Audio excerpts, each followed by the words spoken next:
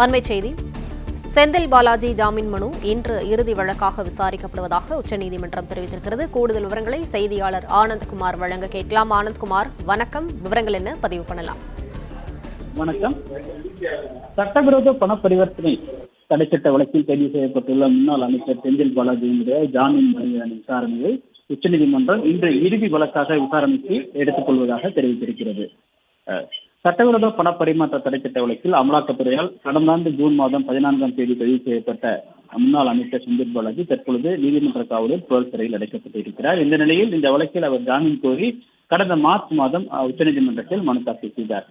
சுமார் 5.5 மாத விசாரணைக்கு பிறகு இந்த வழக்கினுடைய விசாரணை கடந்த திங்கட்கிழமை விசாரணை கொண்ட பொழுது வழக்கினுடைய இருதரப்பு வாதங்களும் நிறைவடைந்தது. இந்நிலையில் இந்த வழக்கில் சில தரப்பு வாதங்கள் இன்னும் வைக்க வேண்டும் என்பதற்காக கூறி வழக்கினுடைய விசாரணை இன்று பட்டியலிடும்படி தெரிவிக்கப்பட்டது. இதனையடுத்து வழக்கினுடைய விசாரணை